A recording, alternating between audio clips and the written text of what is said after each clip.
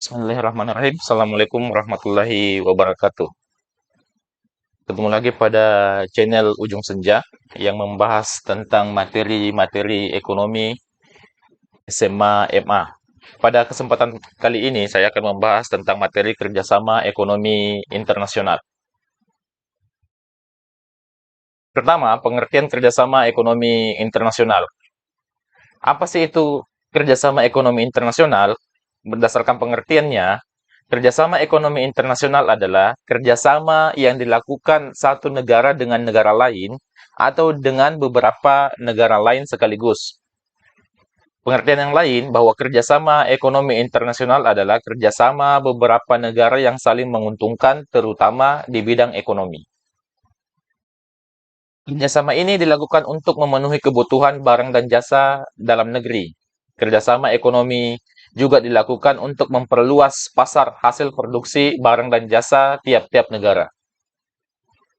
Dengan adanya kerjasama ekonomi internasional, negara-negara yang terlibat bisa saling mendistribusikan manfaat sumber daya yang mereka miliki, entah itu sumber daya alam ataupun sumber daya manusianya. Terus, tujuan kerjasama ekonomi internasional. Apa sih tujuan dari kerjasama ekonomi internasional? Tujuan yang pertama adalah meningkatkan perekonomian negara. Dengan adanya kerjasama ekonomi internasional atau masing-masing negara kemudian melakukan kerjasama ekonomi internasional, itu bisa memungkinkan meningkatkan perekonomian negaranya. Yang kedua, memperbaiki taraf hidup bangsa. Tujuan yang ketiga adalah mengisi kekurangan kebutuhan antar negara. Artinya, dengan kerjasama ekonomi internasional, masing-masing negara bisa memenuhi kebutuhan dalam negeri tiap-tiap negara. Kemudian tujuan yang keempat adalah mempererat persahabatan antar negara. Yang kelima, memelihara ketertiban dan perdamaian dunia. Dan tujuan yang keenam adalah mencegah berlakunya peraturan yang menghambat perdagangan antar negara. Terus, ada manfaat kerjasama ekonomi internasional. Yang pertama, yaitu meningkatkan pendapatan negara. Dengan adanya kerjasama ekonomi internasional, beberapa negara bisa melakukan perdagangan dengan negara lain yang ada ikatan kerjasamanya. Sehingga hal itu memungkinkan untuk meningkatkan pendapatan negara. Karena perdagangan tidak hanya dilakukan di dalam negeri, tapi juga di luar negeri. Yang kedua, menjaga kestabilan harga dalam negeri.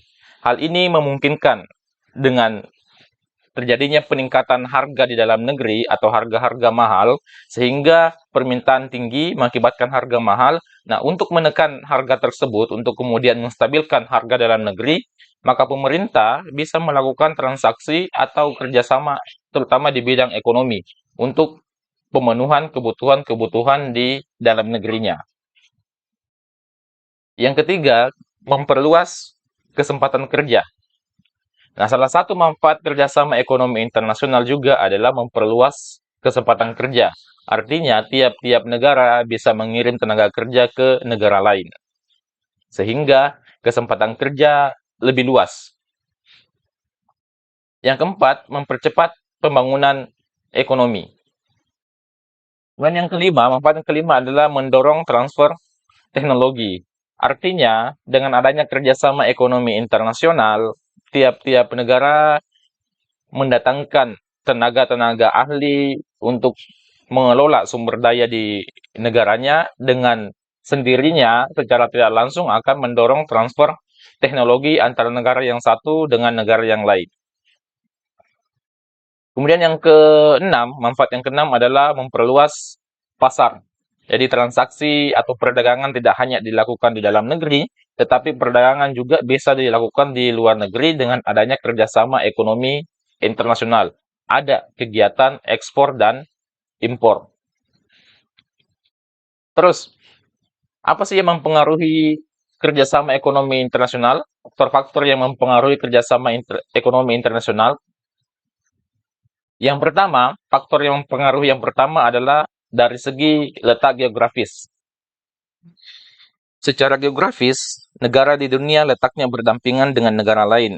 Negara-negara yang berdekatan cenderung membentuk suatu kerjasama untuk memenuhi kebutuhan.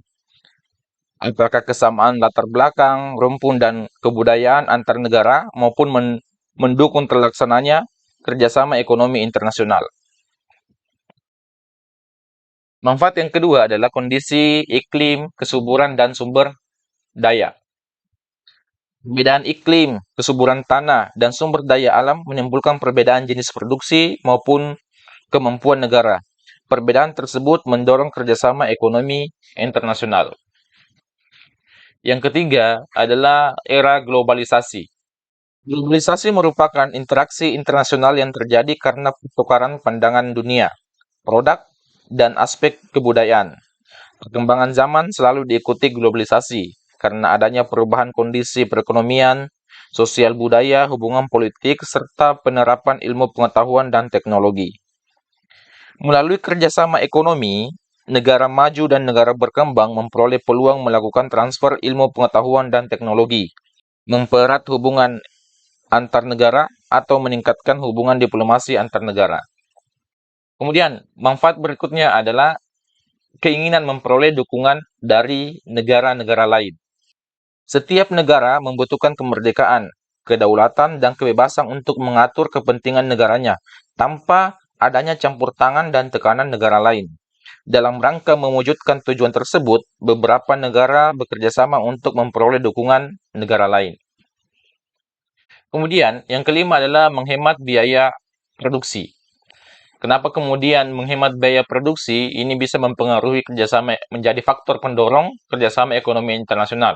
Ini bisa saja terjadi mengingat jika memproduksi barang di dalam negeri ada kemungkinan biaya yang dikeluarkan lebih mahal, sehingga dengan melakukan perdagangan internasional, perdagangan ekonomi internasional itu bisa memungkinkan menekan biaya produksi, sehingga terjadi penghematan di segi biaya produksinya.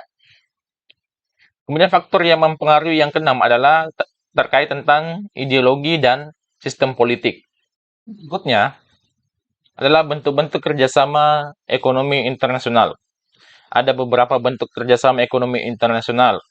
Yang pertama adalah kerjasama ekonomi bilateral. Adalah kerjasama ekonomi yang terjadi antar dua negara. Contohnya, kerjasama Indonesia dengan Korea Selatan di bidang ekonomi, perdagangan, dan investasi. Kemudian yang kedua adalah kerjasama ekonomi regional. Ini merupakan bentuk kerjasama ekonomi antar beberapa negara dalam suatu kawasan. Misalnya adalah kawasan ASEAN, AFTA, atau APEC. Yang ketiga adalah kerjasama ekonomi multilateral, yaitu bentuk kerjasama antar dua negara atau lebih bersifat internasional, seperti IMF, ILO.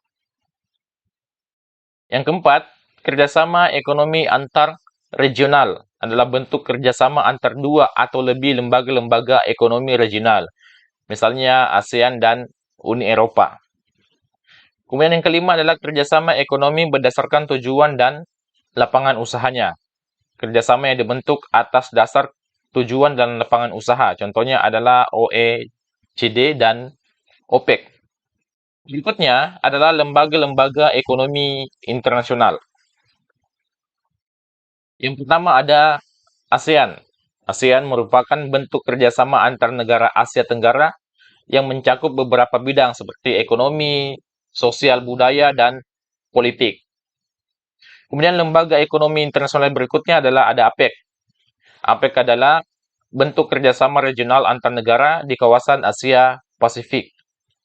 Kemudian yang ketiga, OPEC, yang merupakan organisasi negara pengekspor minyak. Terus yang keempat ada IMF, itu merupakan organisasi ekonomi di bawah PBB. Berikutnya, yang kelima adalah NAFTA.